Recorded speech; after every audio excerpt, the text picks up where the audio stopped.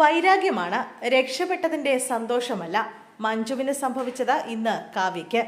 നടിയെ ആക്രമിച്ച കേസിൽ 8ാം പ്രതിയായിരുന്ന നടൻ ദിലീപിന് അനുകൂലമായി വിധി വന്നതിന്റെ പകപ്പിലാണ് ഇരയ്ക്കൊപ്പം നിന്നവർ. ഗൂഢാലോചന കുറ്റം നടന്റെ പേരിൽ തെളിയിക്കാൻ വാദിഭാഗത്തിന് കഴിഞ്ഞില്ല എന്നതിനാലാണ് കോടതി നടനെ വെറുതെ വിട്ടത്. 9 വർഷത്തിനു ശേഷം ദിലീപിന് ആശ്വസിക്കാൻ അവസരം കിട്ടി. എന്നാൽ എല്ലാം ഇവിടം കൊണ്ട് അവസാനിച്ചുവെന്ന് പറയാനാവില്ല. കേസിൽ അപ്പീൽ പോകാനാണ് സർക്കാർ തീരുമാനം. കഴിഞ്ഞ ദിവസം പുലർച്ചെ മുതൽ ദിലീപിനെ ചുറ്റിപ്പറ്റിയായിരുന്നു മാധ്യമങ്ങളെല്ലാം. തനിക്ക് അനുകൂലമായിരിക്കും വിധിയെന്ന് ഉത്തമ ബോധ്യമുള്ളതുപോലെയായിരുന്നു ദിലീപിന്റെ പെരുമാറ്റം. വിധി അറിഞ്ഞ ശേഷം പുറത്തുവന്ന് നടത്തിയ പ്രസംഗത്തിൽ നിന്ന് തന്നെ കേസിൽ ദിലീപിനുണ്ടായിരുന്ന കോൺഫിഡൻസ് എത്രത്തോളമായിരുന്നുവെന്നത് തെളിഞ്ഞു കണ്ടുവെന്ന് പറയുകയാണ് ഒരു വിഭാഗം പ്രേക്ഷകർ.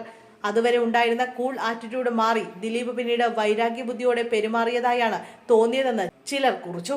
താൻ അറിയാത്ത കേസിൽ ഉൾപ്പെട്ട വർഷങ്ങൾക്ക് ശേഷം നീതി കിട്ടിയതിന്റെ സന്തോഷമായിരുന്നില്ല, പകരം തന്റെ പ്ലാനും പദ്ധതികളും കൃത്യമായി നടപ്പിലായ വ്യക്തിയുടെ വൈരാഗ്യമായിരുന്നു വാക്കിലും പ്രവൃത്തിയിലും കണ്ടതെന്ന് ചിലർ കുറിച്ചു.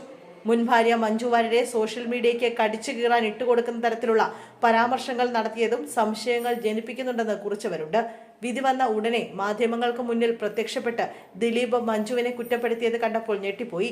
ആ ധൈര്യം, ആ ഒരു നിമിഷം അയാൾ എത്രമാത്രം മാനിപ്പുലേറ്റീവും ക്രിമിനൽ മനസ്സും ഉള്ളവനാണെന്ന് കൃത്യമായി കാണിച്ചു. അയാൾ അടിസ്ഥാനപരമായി ഒരു യുദ്ധം പ്രഖ്യാപിക്കുകയാണ് ചെയ്തത്. മാത്രമല്ല, തന്റെ ബുദ്ധിശൂന്യരായ ആരാധകരെ പോലും മഞ്ജുവിനെതിരെ സൈബർ ആക്രമണത്തിന് അണിനിരത്തി. തനിക്ക് ലഭിച്ച സ്വാതന്ത്ര്യത്തിൽ ദിലീപ് ശ്രദ്ധ കേന്ദ്രീകരിക്കുന്നില്ല.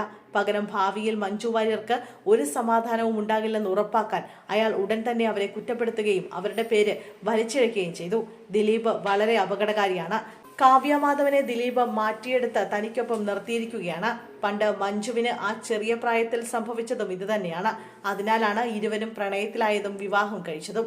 ഇപ്പോൾ സമാനമായ രീതിയിൽ അയാളുടെ സ്വാധീനത്തിലാണ് കാവ്യ. ദിലീപിന് 600 കോടിയുടെ സാമ്രാജ്യവും വിവിധ ബിസിനസ്സുകളുമായി വൻ ഓഹരികളുണ്ട്.